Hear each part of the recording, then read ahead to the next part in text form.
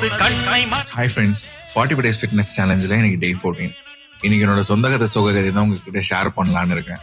ஒபிஸ் ஆனதுக்கப்புறம் லைஃப்ல நிறைய அசிங்கமோ அவமானமோ பட்டிருக்கேன். பட் பெருசா ஃபீல் பண்ண மாட்டேன். பட் சம்டைம்ஸ் நம்ம கூட இருக்கவங்க, நம்ம ஃப்ரெண்ட்ஸ் நினைச்சவங்க நம்மளை பத்தி நம்ம காதலே படுற மாதிரி எல்லாம் கிண்டல் பண்ணி பேசுவாங்க. அப்போதான் ரொம்ப கஷ்டமா இருக்கும். அதெல்லாம் என் கான்ஃபிடென்ட்டே உடைச்சிருக்கு. பட் சிரிச்சுட்டே கடந்து போயிடுவேன். என்னடா ரொம்ப டவுனா பேசுறான்னு நினைக்காதீங்க. எப்பயுமே சிரிச்சுட்டே கடந்து போக முடியாதுல்ல, அதான் இன்னைக்கு கொட்டிட்டேன். இந்த வீடியோ பார்க்குற நீங்களாம் ஏதாவது ஒரு இன்சல்ட்டை ஃபேஸ் பண்ணியிருப்பீங்க, இல்லை பண்ணிட்டு இருப்பீங்க. கவலைப்படாதீங்க, எல்லாமே ஒரு நாள் சரியாயிடும். அதை சரி பண்ற விஷயத்துல இறங்குங்க. பட் நல்ல விஷயம் என்னன்னா, இந்த இன்சல்ட்ஸ் தான் என்னை இந்த கண்டென்ட் கிரியேஷனுக்குள்ள கொண்டு வந்திருக்கு. அண்ட் இது என்னோட ஒர்க் அவுட் வீடியோஸ்ல என் பாடியை மறைக்காம அப்லோட் பண்ற அளவுக்கு கான்ஃபிடென்ட்டை கொடுத்துருக்கு. இன்னைக்கு மட்டும்தான் இப்படி, நாளைக்கு அகைன் நார்மலா வீடியோல பேச ஸ்டார்ட் பண்ணிடுவேன்.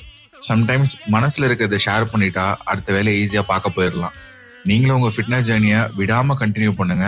அண்ட் நான் வீடியோ கடைசியில சொல்ற லவ் யுவர் செல்ஃப் எதுக்குன்னா, அது இல்லாம போனதுனாலதான் என்ன நான் பாத்துக்காம விட்டு ஒபீஸ் ஸ்டேஜுக்கு போனேன்.